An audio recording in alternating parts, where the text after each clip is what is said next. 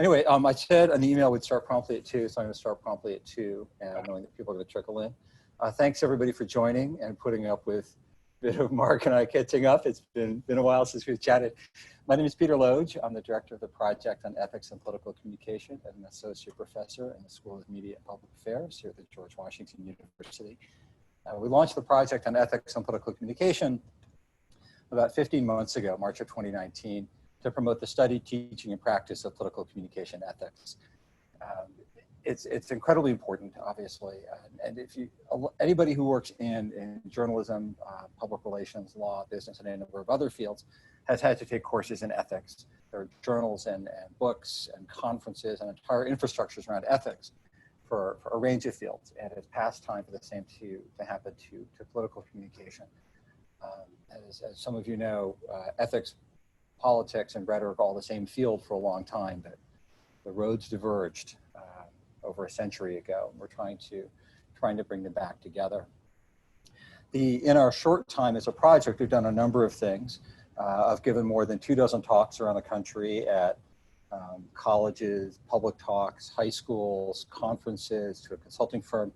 Thanks to David Frank, who's with us on this call. I was out in Oregon for a bit, both at Oregon and Oregon State. I've written for The Hill, which is a publication focusing on Congress and politics, for campaigns and elections, which unsurprisingly focuses on campaigns and elections.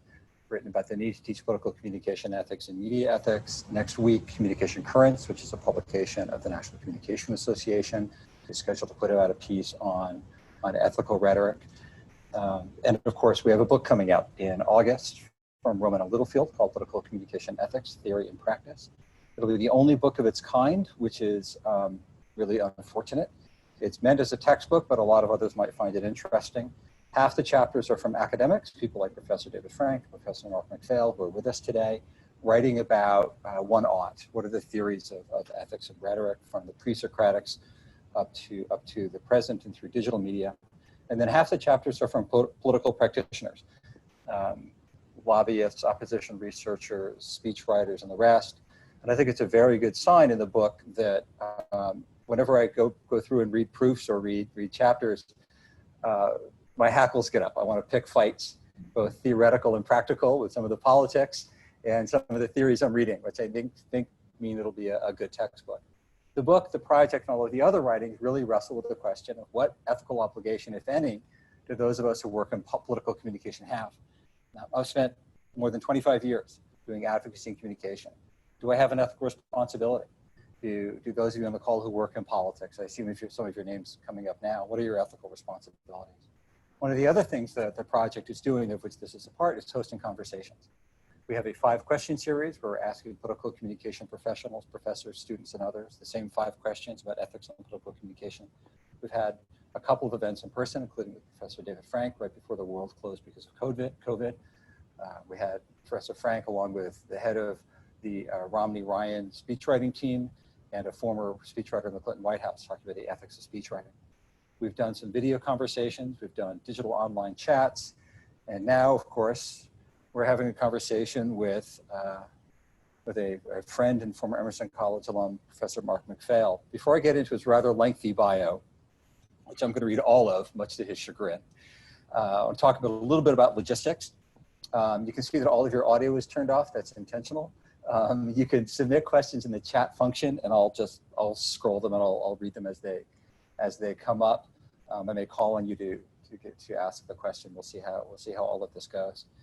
And I'm also going to do a video of this conversation. I'll post it online as quickly as I can after the event. We'll see exactly when that actually is. All right, and we'll be out certainly within the hour, quite possibly before that. So Professor Mark McPhail, PhD, University of Massachusetts. I'm just going to read what you sent me, Mark. So you can leave room for a minute if there's going to be, or stand and applaud. Let me know what I'll leave out. Mark McPhail, PhD, UMass 1987, is a senior research fellow in the Office of the Vice President for Diversity, Equity, and Multicultural Affairs at Indiana University of Bloomington. He has served in administrative and faculty positions at Indiana University Northwest, University of Wisconsin-Whitewater, Southern Methodist University, Miami University of Ohio, University of Utah, Wayne State University, University of Michigan, and Emerson College. as well as the serving as the Van Zelst Visiting Lecturer in Communication at Northwestern. His research interests include rhetorical theory and epistemology, critical race studies, visual rhetoric, and the rhetoric of Barack Obama. He's written pieces with Professor Frank, who's on this call. He's the author of Zen in the Art of Rhetoric, an inquiry into coherence, and The Rhetoric of Racism Revisited, Reparations or Separation. His scholarship has been published in Quarterly Journal of Speech, Critical Studies of Mass Communication, Rhetoric and Public Affairs, Rhetoric Society Quarterly, and the Rhetoric Review. His creative work, in his copious amounts of free time, has appeared in Dark Horse Magazine and the American Literary Review. He's exhibited photography at museums and galleries in Texas, Ohio, Indiana, and Wisconsin. And I love this. I love this one, Mark. He is the co-author with Hayes Cummins and Mark Boardman of Birds of San Salvador, a photo essay of common birds. For whatever reason, I don't know.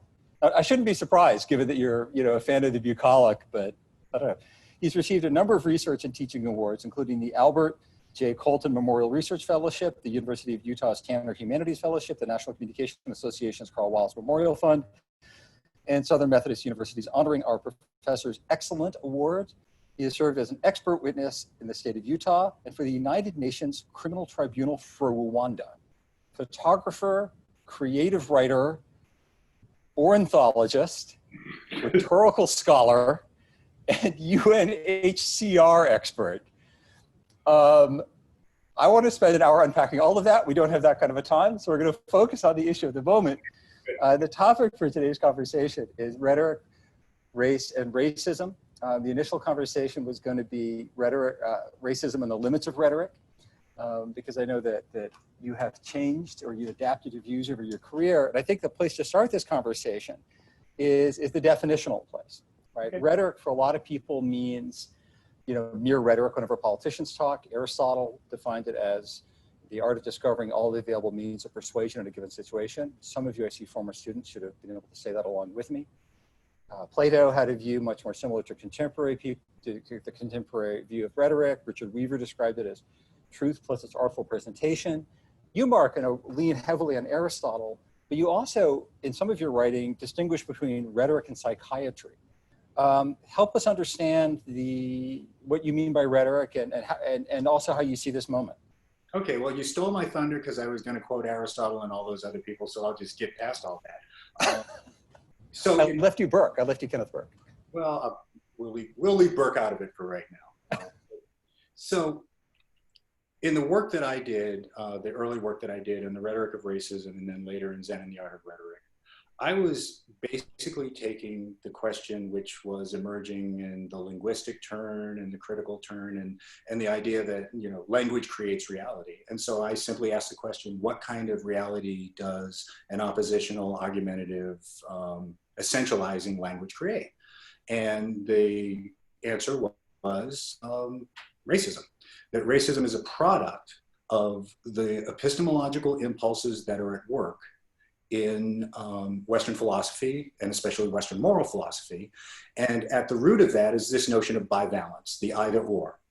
And so in my work, I tried to construct rhetorics of integration and synthesis. And later on, thanks to my colleague, David Frank, and my other colleague, John Hatch, reconciliation. And I defined rhetoric in Zen and the Art of Rhetoric as the capacity to integrate diverse conceptions of reality. And that doesn't leave persuasion out, but it moves the ends of rhetoric towards a more inclusive and affirming approach to discourse. Now, I can't take credit for doing that originally.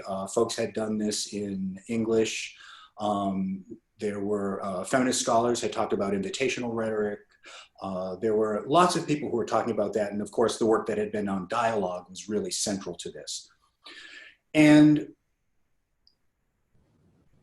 initially, I was really kind of aligning myself with the very traditional civil rights orientation, especially articulated by Dr. King, and looking at nonviolence and really talking about rhetoric as a nonviolent art, as opposed to an agonistic and antithetical. And when I say that, of course, I'm reflecting on the fact that I'm doing the very thing that I'm talking about by saying as opposed to and creating that binary.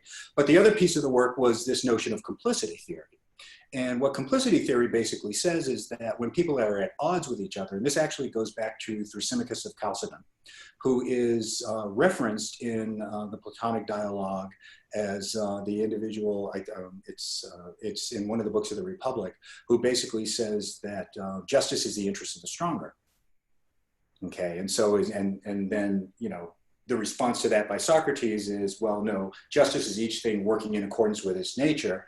And then when you begin to play that out, especially in terms of issues of difference in identity, really it means, you know, being in your proper place. And so I was trying to kind of rethink that whole thing, especially because one of the things Thrasymachus says is that the philosophers and the media, basically the scientists and the philosophers, all fail to recognize that the theory of the opposite party is inherent in their own position. And so that's more of, instead of the bivalent kind of notion of difference, it's more like the Daiqi symbol of the Chinese philosophy, right? It's the yin yang, that the two positions are always implicated in each other.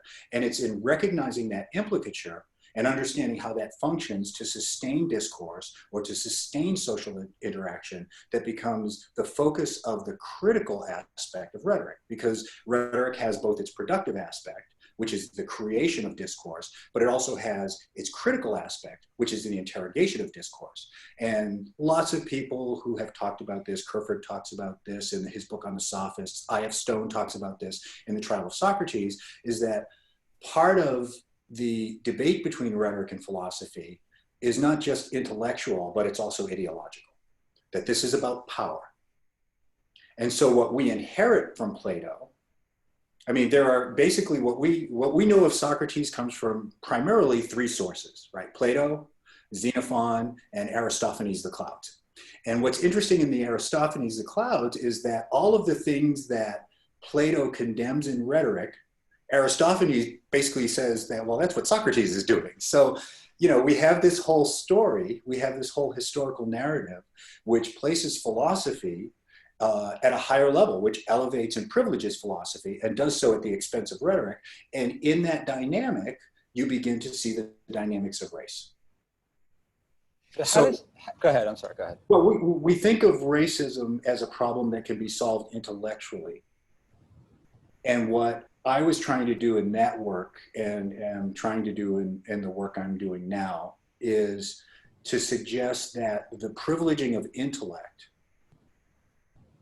provides the foundation for those ways of acting in which there is privilege and there is subordination. So race, gender, class, classification, all of the isms.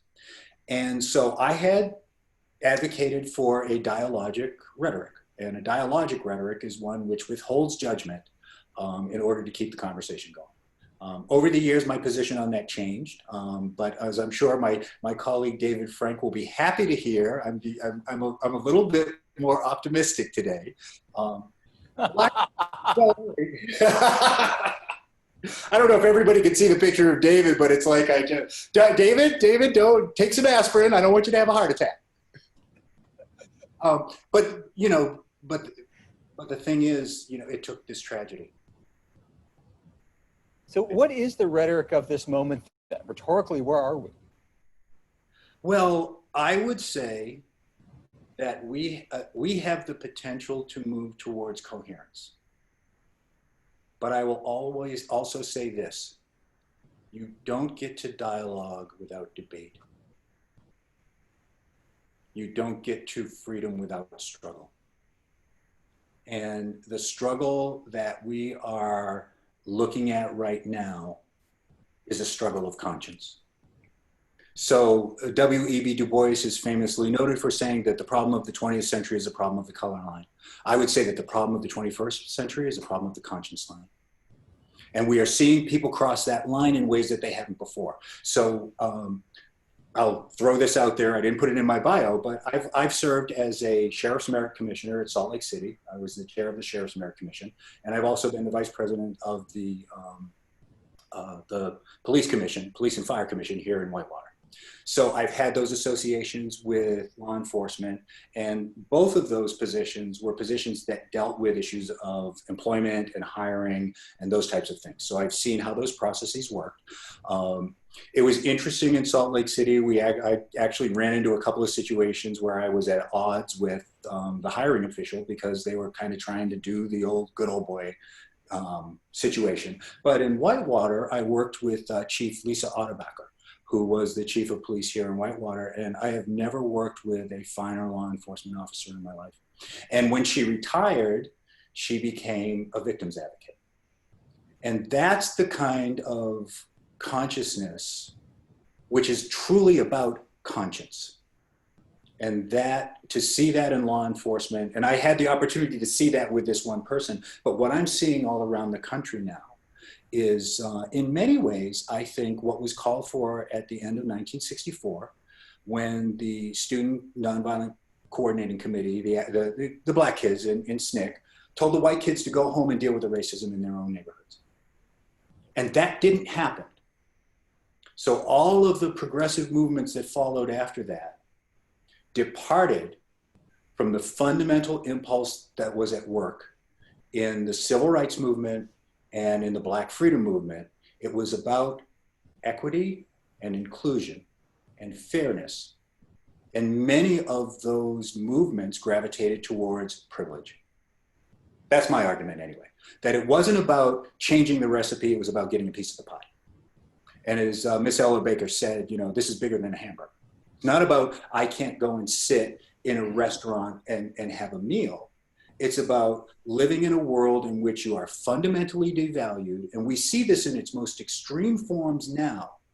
But as you listen to the discourse, especially of many of the African-American folks who are being brought into this conversation, they're saying, you know what? I have to live with a symbolic boot on my neck all the time. And I've experienced this personally myself, being undermined by faculty when I'm in a position of authority, being undermined by my supervisors when I'm in a position of authority. And oftentimes it's in order to perpetuate and sustain white privilege. And we throw that term around a lot, white privilege, you know, and I'm troubled by the knapsack metaphor, because how can you take hundreds of years of injustice and put it in a knapsack?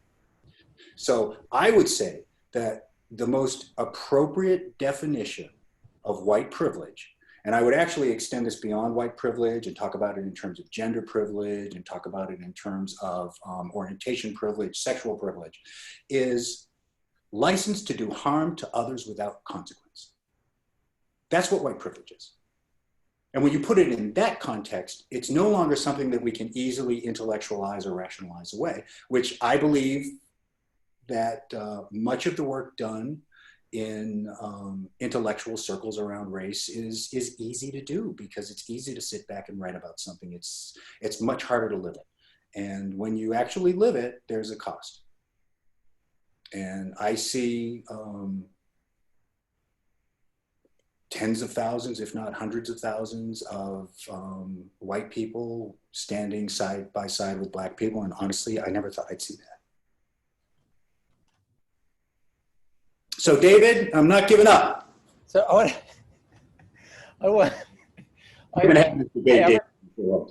advertise this to some of my students that like you because you're more pessimistic than I am. You're frankly letting them down. One of the things that I want to know, that I want to unpack this a little bit, right? Because one of my arguments, as you know, because we learn from the same professors by and large, is that rhetoric matters, right? And it's not just how you explain what you do, but it is in fact what you do, right? Mm-hmm. The founder of Emerson College, Charles Wesley Emerson, set the college's motto: expression necessary to evolution. Right. Which means that I think expression is itself an ethical act. Right. Again, this is Weaver's argument. Every man is, all language is sermonic. Every man is a preacher in his way. Aristotle says every man is a rhetor to the best of his ability. What is, and this is on the people on this call work in and around or study politics and strategic communication. I can see all of the names. I know what a bunch of these folks do. What is our ethical, rhetorical responsibility in this moment? Okay, so when we talk about Weaver's notion of language being sermonic, and we move it towards a kind of an integration of the rhetorical and I'm going to say the spiritual instead of the religious, but that sense of creating community. But what's also important is that there needs to be coherence between what you say and what you do.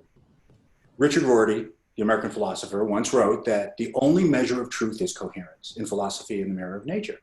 And what that means, as far as I understand, is that, as Dr. King put it, you got to be true to what you put on paper.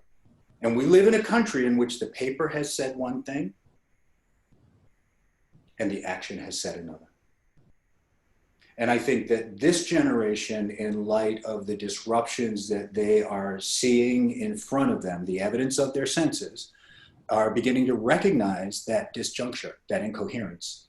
And I think that the protests are a reflection of that, that this is a part of a deeper anxiety, that people are beginning to recognize that the stories that we've been told, the history that we've been educated with, there are some real serious disconnects between our everyday life practices. And African Americans experience that in its most extreme form in this society, but I think all people of color experience it, and many white people experience it as well.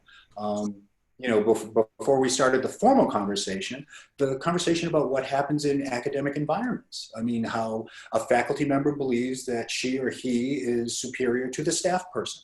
Tenured people believe that they are superior to staff, academic staff. And that only happens because people who are in charge let it happen. So one of the things that I have learned as an academic administrator in the last 15 years is that I cannot change people's attitudes. I don't even try anymore. And this is kind of the mythology of rhetoric, right? That if I make the right argument, I can change your attitude, but I can change their behavior. And given the requisite authority, I can change a culture in 3 years. But denied that authority, I can't do anything. So I want to then bring in two threads. One is picking up on Rorty, right? So in Achieving Our Country, he writes that we have to be loyal to, not the nation as it, I'm forgetting the exact line, but we have to be loyal not to the country as it is, but to a dream country, right? His rhetoric requires that we face up to all of the sins of America, and he is happy to list them. Mm-hmm. But that we have to speak to the higher ideal. It's Langston Hughes, let America be America again, right? America never was, but will be, right? So there's that piece, but then there's the very real politic piece, right? So in defense of politics, spacing on the author, which is a little embarrassing, but the argument is the rights of man and the rights of Englishmen say the same thing, but they mean different things because the rights of Englishmen are protected, right? Mm-hmm. So we have to say it, but we've also got to be it. So it sounds like rhetoric is part of the solution, but not all of it. How does that make sense? It's how you conceptualize rhetoric. Okay. And then enact it. And I would say that we need a paradigm shift in our understanding of rhetoric. And a paradigm shift isn't just, well, we're going to change things a little more. I mean, if you look at the evolution of rhetoric and the different changing definitions, none of them have been paradigmatic shifts.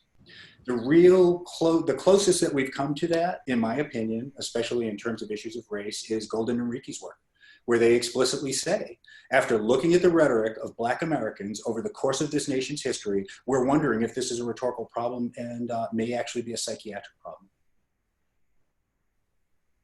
So what do people then hear, again, on this conversation? We've got political communication students, political communication professors, and professionals, right? So what do we do about it? What do I teach? What do, David and Nick and Jeff and others do? Well, I mean, that was my essay, Peter. So, the theoretical struggles are really about, we need practical examples of ethical political communication. And what I tried to do is to say, here's a practical example embodied in a specific individual, and here's the context in which that individual worked. And that's Dick Mulpus. I mean, I think Dick Mulpus is the most important politician in this country when it comes to issues of race, and very few people know who Dick Mulpus is. Because Dick Mulpus did what he did because he was motivated by moral courage and self-sacrifice in the service of social justice. So in my mind, that's the definitive characteristic of ethical political communication. That it's motivated, that it is enacted, and that its outcome is measurable and empirical. So if you don't have social justice at the end of your actions, then whether that it's ethical, whether the political communication is ethical or not, becomes a matter of opinion. It becomes relativized. So I'm an empiricist. One of my favorite shows is, what's the name of it? Space Time on PBS. Matt O'Dowd is the host. And every once in a while, they'll do a story on, the aliens, right? And so I guess last year when the interstellar object Oumuamua came through, people say, oh, it could be an alien probe and this and that. And so Matt O'Dowd, he says, it's never aliens until it is, right? It's never diversity until it is. It's never reconciliation until it is.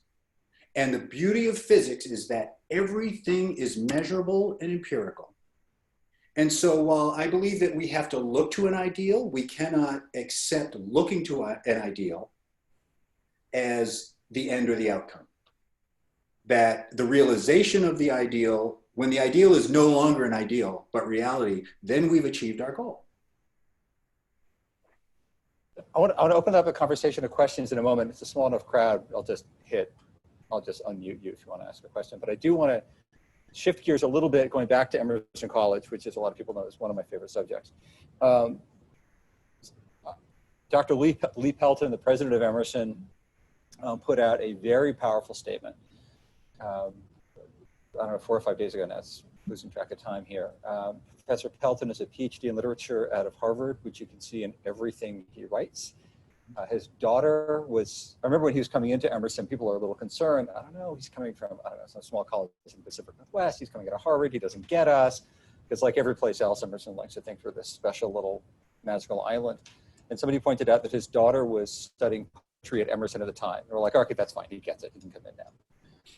And Dr. Pelton wrote, he's been very outspoken socially on a range of issues in his tenure at the college. His letter wasn't about Emerson. His letter was about his experience as a Black man in America. And it was incredibly powerful. It's received a lot of attention. Mark Cuban, of all things, retweeted it. What's your take on President Pelton's message to Emerson and to the nation? Well, if you're watching the news, you're hearing the echoes. I mean, this is our experience. So part of the paradigm shift, I'm going to tease out a little bit of this. Like I said earlier, I'm still working these things out, and I need to get it in writing first. Some of it is previewed in the essay that is coming out in the collection with Mike David about racial reconciliation, where we are there. But we believe that racism is a reflection of greater social impulses and influences. I would say that racism begins in the small acts of cruelty we inflict on each other every day. So if you want to deal with racism, deal with it there. And not just in terms of, people who are different, but even people who are similar to you. We live in a culture that was built on, a lack of empathy. And this is so clearly articulated by Jefferson in the letter to an American farmer, right? Their griefs are transient. What kind of a human being can see that kind of suffering, can create that kind of suffering and project out onto those who suffer a lack of feelings? So you have a lack of empathy, you have a lack of remorse, and you have an unwillingness to take responsibility for the consequences of your actions in relation to others. And so if you go back to Golden and Ricci, and their argument that this is a problem of psychiatry.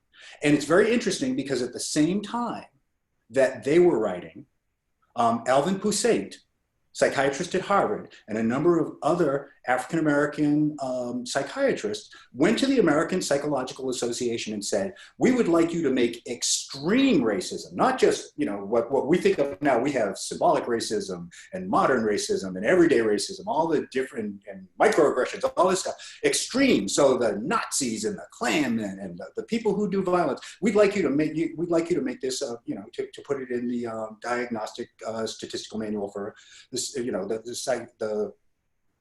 the diagnostic manual for psychiatry. And their response was, we can't do that because then we have to say everybody was crazy.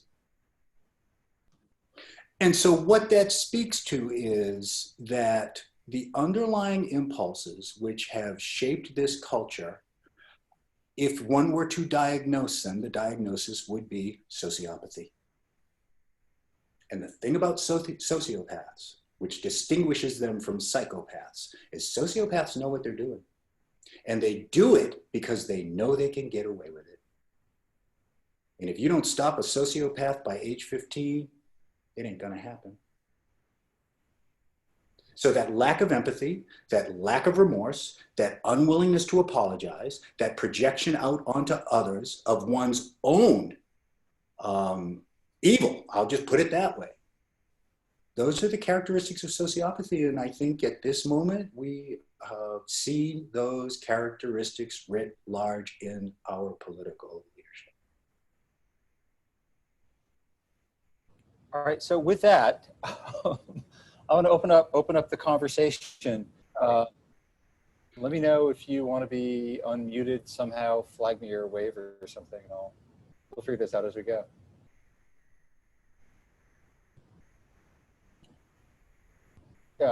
Yeah, David, what do you, let me unmute, hang on, I should be able to do this. Here we go. David, Professor David Frank, professor in the Honors College, has a chapter in the forthcoming volume, Political Communication Ethics, Theory and Practice. You can pre-order it now. And as a scholar on speech writing, and he and Professor McPhail have written together on the rhetoric of President Obama. So Professor Frank, thoughts, questions? Thank you, Peter. I would encourage you to buy many volumes of the book. Christmas presents. I know that there'll be some marriages that have been deferred, so I would just think that this is a great opportunity that solves a problem for you right off the bat. Thanks so much for coming. It's been a great conversation today. We're gonna go. Mark visited my class through Zoom about 3 weeks ago, and I wanted to share with the rest of you the influence that he had on my students.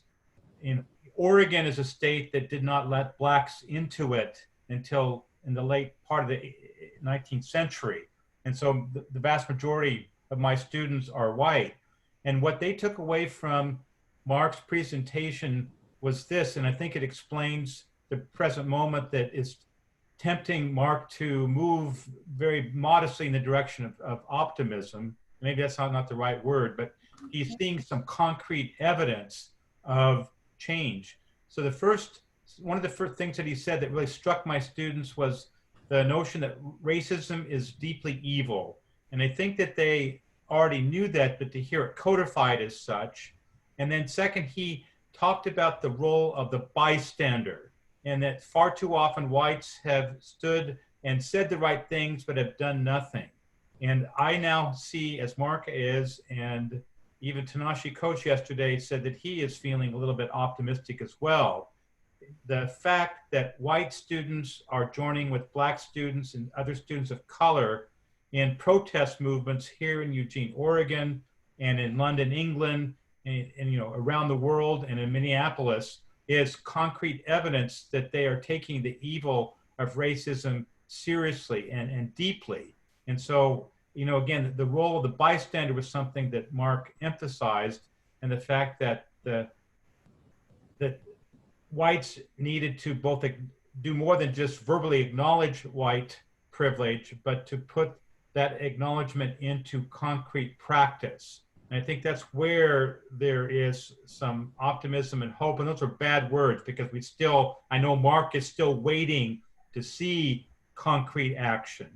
It's great that people are marching and taking risks, but it has to end up changing the foundations of our society, and we cannot repeat the mistakes that we made back in the 60s, letting some of the acts that were passed just fade away because of administrative malfeasance and incompetence and overt racism. So thank you, Mark. Thank you, brother. It's good to see you. I want to, if I could add to that really quickly, it's not just the students. These are people of all ages, of all races. This is a defining moment in America. This is the moment of conscience. And I understand the importance of those structural changes. But as we've seen, those structural changes are capricious. They go away very quickly. And so the change of an individual's heart is as important and perhaps even more important. You know, like I said, I've seen things that I just never imagined I was going to see. To see the police stand with the protesters in the face of everything that was going on. I mean, that's a profoundly courageous act. And we keep hearing these narratives. Now, having said that, I understand why you feel that I'm a little, still a little pessimistic, but the reason why is, and this comes out in David and I have been involved in a forum related to race and reconciliation for a number of years. And I wrote an essay called The Question of Character, Resigning the Racial Contract. And I used a quote from Jacques Hector. And Jacques Hector was the chief of South African security police. He spoke before the International Criminal, the Truth and Reconciliation Council. And he apologized. And then he walked out of the building, and a person in the media walked up to him and said, "So were you really sorry?" And he said, "No, I'm not, and I'm not going to repeat the word, but profanity, sorry, I'd do it again." And so the key to an apology is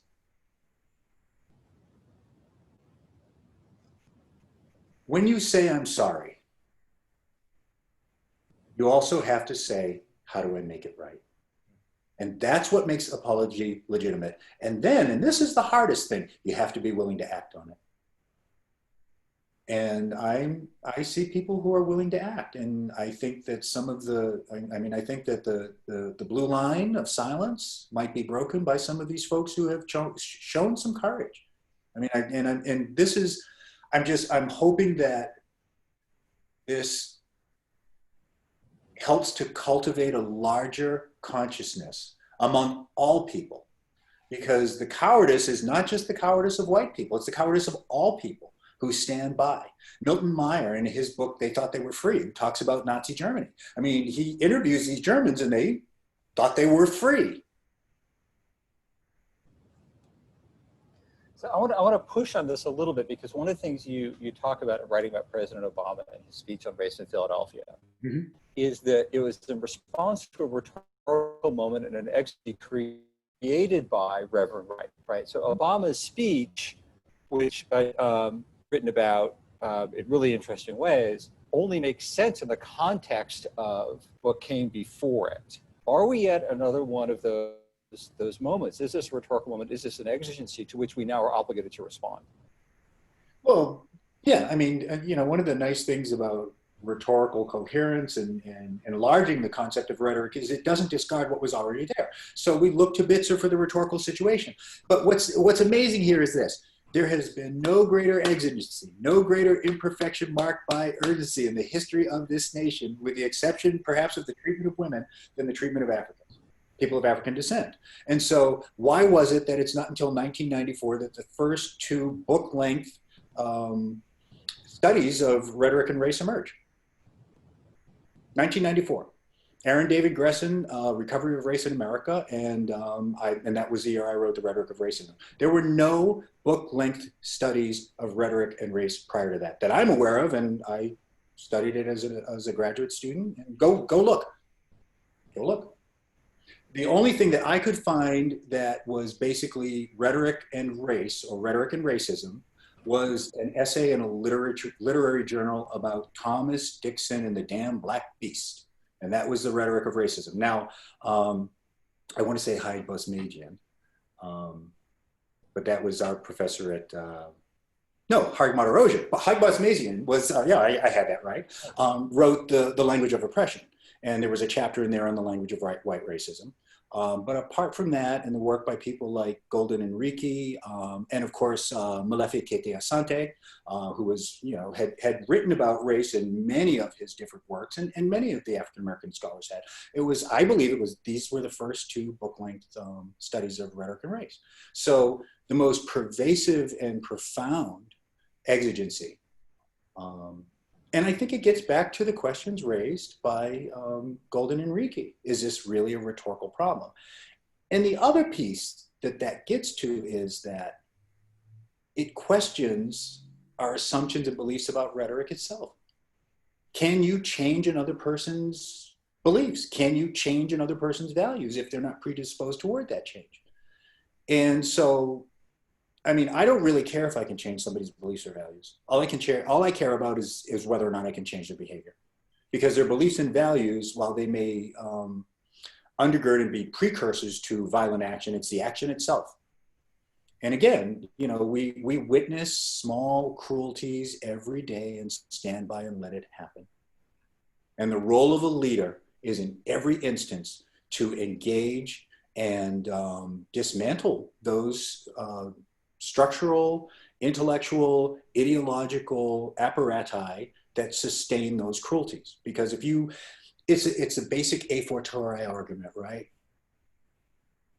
If you can't stop the monster next door to you from damaging people's lives, why would you believe you're going to be able to change it at a higher level?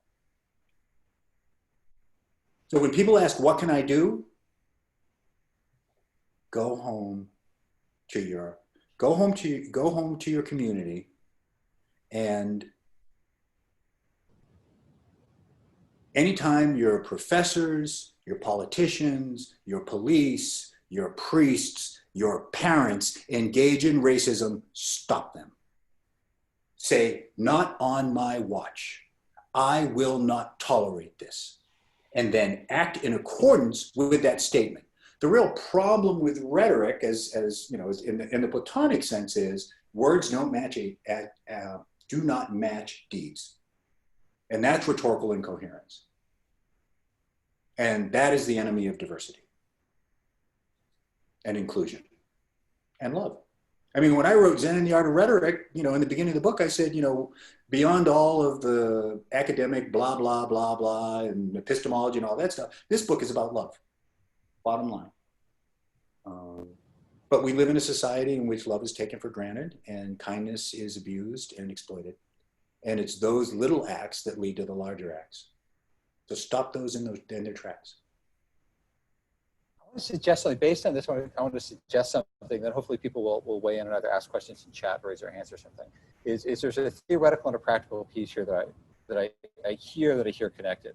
On one hand, there's a theoretical, what is the role of rhetoric and the conception of rhetoric? And what we I guess there are three parts of this, right? And which I think is a fascinating discussion. What is the definition of rhetoric? Then there's the, what do I do as a human being, right? What do I do with this knowledge? What do I do with this? And I just need to be more aggressive. I need to be more careful with the language I use.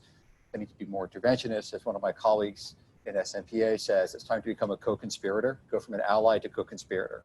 An ally says, yay, go you. A co-conspirator says, great, what do we got? What are we doing, right? Then the third, though, is, and this is where I come down for how I've made my living for most of my career and how some of the folks on this conversation made their living is, okay, what do I do tomorrow morning at 10? And for me, that's much more the, part of it is winning the hearts and minds, right? Which I've heard you say you can actually do. But part of it is how do I change that behavior? And one of the ways you change the behavior, going back to Aristotle, is finding people where they are and reminding them of things they already believe to be true, right? So Aristotle says, the rhetor has to learn or guess what's in the head of the listeners. And part of that then is, okay, if you are unwilling, if you're not going to change your behavior because I talk about justice, you will change your behavior if I talk about your job or if I talk about getting promoted, right? We look at criminal justice reform. One way to do it is we did this in the death penalty, right? There's the moral argument about whether or not the death penalty is morally appropriate. There are the arguments about whether or not it's fundamentally racist, whether or not it is whatever. And those are important arguments. As a practical matter, they were failing. The argument that the death penalty gets things wrong and people don't get a fair trial, that worked, right? So that strategic approach created policy change, which has led to a decline in the death penalty, right? So you've got the strategic approach, you got the personal approach, then you've got the broader theoretical conception of rhetoric. Does that all make sense? Makes sense in my head, but that's not necessarily meaningful. Well, it's like I said, I don't really care what people think.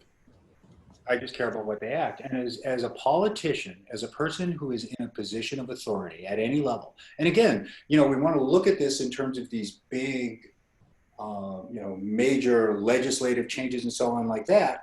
The question I ask is, how do you treat the person who works for you? Because if you can't treat that person well, then what is the value of bringing about some major social change that within the context of contractarian societies could change in a minute? Right? We've watched this. We've watched the dismantling of the Voting Rights Act. We've watched and we've seen the violations of those acts gone unanswered repeatedly by people in positions of authority and power. And interestingly, some people who are in positions of authority, there are people in positions of authority and power who don't really care if we have a social contract or not, who will exercise that power in whatever way they choose. And when people let them do that, they are complicit. So we look at the response of the media to Donald Trump's racism, for example. Okay, well, Donald Trump, that's an easy target. I mean, I'm sorry, there's empirical evidence to point to his behavior as being characterized as racist from a purely intellectual perspective. But remember, when, the white senators from South Carolina stood up in the midst of Barack Obama's speech and called him a liar, there was no censor. There was no upgrade from the record. I mean, right? And then when the other one said this is going to be his Waterloo, I mean, where was the outcry then of those acts of really clearly blatant racism motivated by a heritage of hate? Where was it then? I don't mean to be too critical of the media, but I think that part of that response was because he was attacking them. And so this gets back to courage, right? Moral courage. So I understand that when somebody attacks you, you're going to stand up. What are you going to do when they attack the person next to you? Are you going to stand up then? I mean, this is a culture that defined itself in John Lewis Lucchesi's and Celeste Condit's amazing book, Crafting Equality.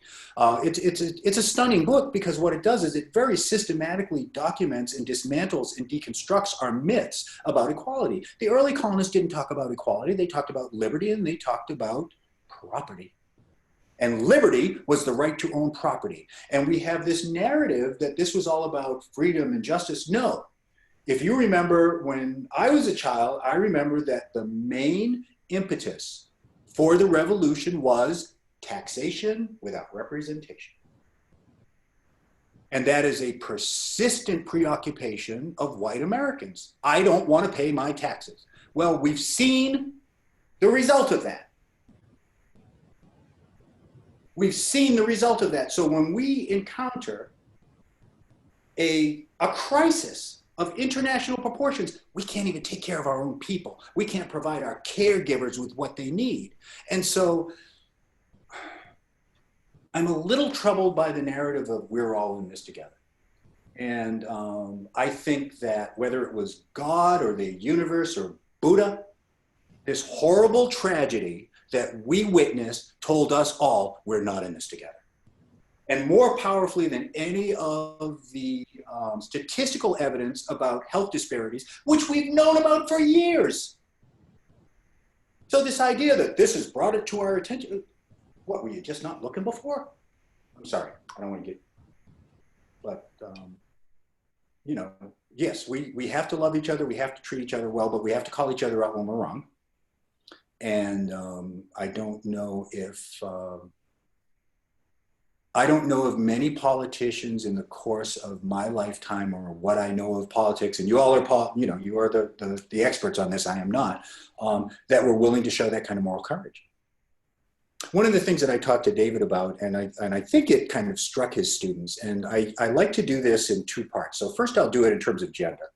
So I'm sitting here with a group of very, very intelligent people, and I will ask you to name 5 men who in the history, a recorded history, were unambiguously committed to ensuring that women had the same rights as men and were willing to sacrifice something for that. Name 5, name 1. Name 1.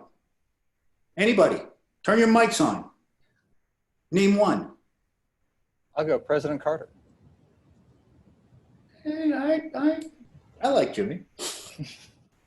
One of my colleagues said Frederick Douglass. But think about this, all right? There have been billions of men living on this planet. And we can across cultures, right? And name 5. Now, do the same thing with race. And please don't anyone say Abraham Lincoln. Well, but that's kind of a go-to for a lot of people. And if you remember when, you know, when the troops were on the Lincoln Memorial, the narrative was, you know, this was this great person who Lincoln freed the slaves because it was a tactical military decision. He explicitly said, if I could keep the Union intact with slavery, I'd do it. There's a really interesting book written by another GW alum named Paul Kendrick called Lincoln and Douglas about their relationship. I'm really worried because it's spreading. What's that? I see a name, but I don't see a face. I heard something. I heard somebody want to. We've got a couple of minutes left, and I could talk to Mark all day, obviously. Anybody want to jump in with a question or a thought? If I can't see you, hit chat or something.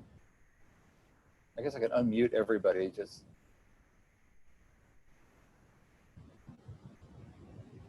I don't think I can unmute everybody.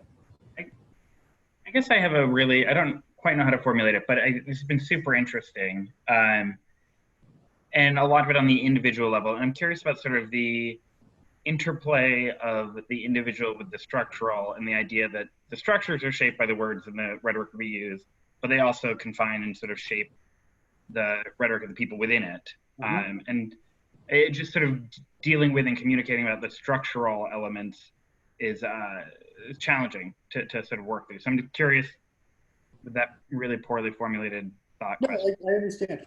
But so here's the example. A person in a position of authority and leadership is part of the structure, right? So that person walks into a context and they see bad behavior. They see people who are bullies. They see people who mistreat each other. What does that person do? That's the intersection of the individual and the structural. And the reason why I look to Dick Malpass is because this is somebody who didn't have to do anything.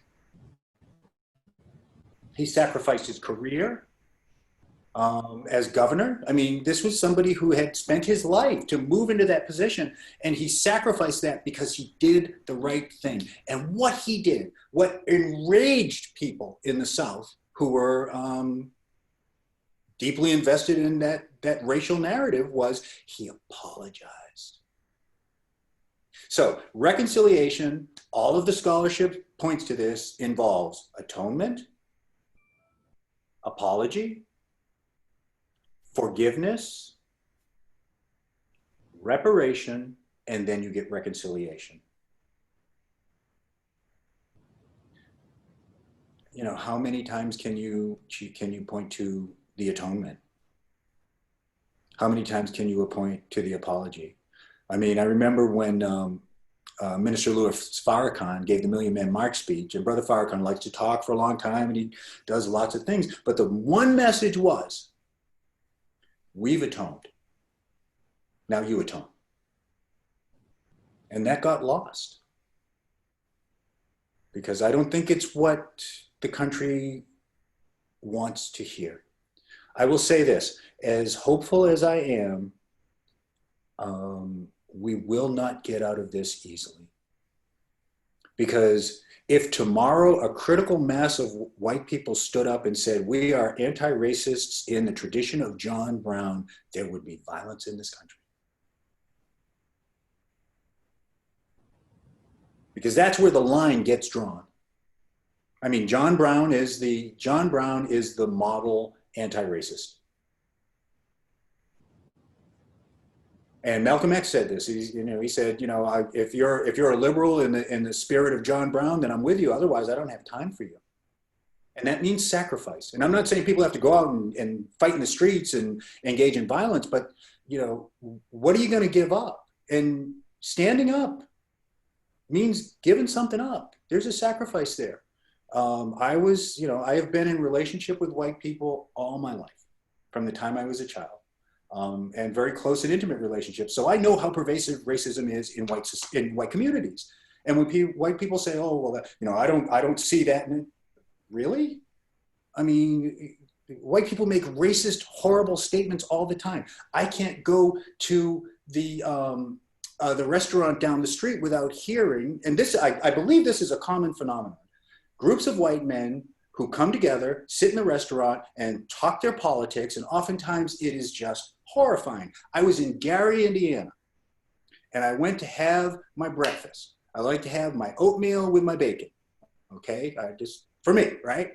And I'm sitting there eating my oatmeal and my bacon, and there's a group of these 4 white men, and they're sitting five feet away from me. And one of them says, "Well, I know how to take care of those problems in Chicago. We need a public lynching." And I said, "Okay, wait a minute, dude, you're in a public place. You need to secure that. I did not come here to listen to that." "Oh, well, you must have misheard me." I said, "Please don't treat me like I'm stupid. I heard exactly what you said." And so then they got all quiet, and they kept saying the same kind of things, but they got quiet, then they got up and left. About 5 minutes later, an African-American man and his wife come over and they said, "Thank you so much. We've been sitting there listening to that for an hour." Any person in that restaurant, black or white, young or old, could have told them right away, "Stop it. You want to go do that at home? That's fine. But this is a public space." They did it because they thought they could get away with it. They did it because they thought nobody would stop them. And that's the impulse. And so, as tragic as it is, the death of this black man might send a message to the good police that it's right to stand up and stop it, and the bad police that they're going to be held accountable. But that can't just be a moment in history. That has to be sustained. It has to be ongoing. And that means a fundamental paradigm shift in how we think about rhetoric and how we think about race. Perfect way to end. And we're just about at the hour mark.